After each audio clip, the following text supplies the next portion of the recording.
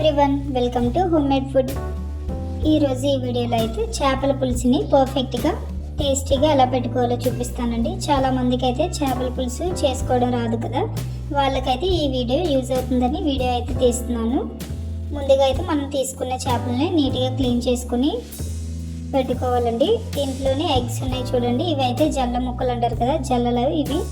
ఈ జల్లలను అయితే నీట్గా సాల్ట్ అలానే పసుపు వేసి క్లీన్ చేసి పక్కన పెట్టుకున్నాను. నెక్స్ట్ ఒక కడాయిలో ఆయిల్ వేసి సరిపడా ఆయిల్ వేసుకొని ఆనియన్స్ అలానే పచ్చిమిర్చి వేసుకొని వేయించుకోవాలండి. బాగా వేగిన తర్వాత ఆనియన్స్, నెక్స్ట్ అల్లం వెల్లుల్లి పేస్ట్ అయితే 1 టేబుల్ స్పూన్ యాడ్ చేసుకుని పచ్చివాసన పోయే వరకు వేయించుకోవాలి.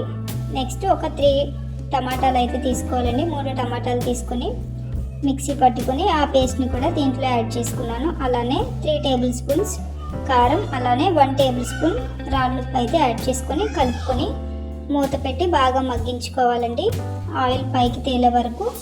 అలానే టమాటాలు జ్యూస్ యాడ్ చేసాం కదా, ఈ టమాటాల్లో పచ్చివాసన పోయే వరకు ఆయిల్ పైకి తేలే వరకు మూత పెట్టి ఉడికించుకోవాలి. చూడండి, చూపిస్తున్నాను కదా ఎలా ఉడికిందో. ఇప్పుడు ఈ టైంలోనే మనం చింతపండు, ఒక పెద్ద నిమ్మకాయ సైజ్ అంతా చింతపండు తీసుకుని నానబెట్టి ఇలా జ్యూస్ తీసుకోవాలి. తీసుకున్న జ్యూస్ని కూడా యాడ్ చేసేసుకోవాలి. ఇలా చింతపండు రసాన్ని కూడా యాడ్ చేసుకొని ఒకసారి కలిపి మూత పెట్టి బాగా మరిగించాలండి.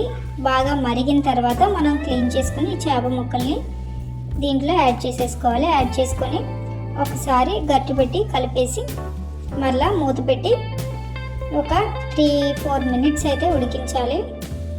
హై ఫ్లేమ్లో పెట్టి ఉడికించాలండి చేపల పులుసుని ఎప్పుడైనా.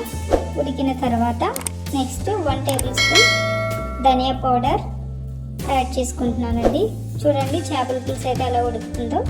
నెక్స్ట్ అయితే గరం మసాలా కూడా 1 టేబుల్ స్పూన్ యాడ్ చేసుకొని ఒకసారి గట్టి పెట్టి అయితే కలపకూడదు, నార్మల్గా కలిపేసుకొని మళ్ళీ ఒక 2 మినిట్స్ ఉడికిస్తే చేపల పులుసు అయితే రెడీ అయిపోతుందండి. చూడండి, చూపిస్తున్నాను కదా చేప ముక్క అయితే ఎలా ఉడికిందో. పులుసు అయితే చాలా టేస్టీగా ఉంటుందండి. చేపల పులుసు ఎప్పుడైనా వేడివేడిగా తింటేనే బాగుంటుంది. ఓకే ఫ్రెండ్స్, నా వీడియో మీకు యూజ్ఫుల్ అనిపిస్తే ఒక లైక్ చేసి ఛానల్ని సబ్స్క్రైబ్ చేసుకోండి. మరొక వీడియోతో మళ్ళీ కలుసుకుందాం. మీ హోమ్ మేడ్ ఫుడ్ ఛానల్.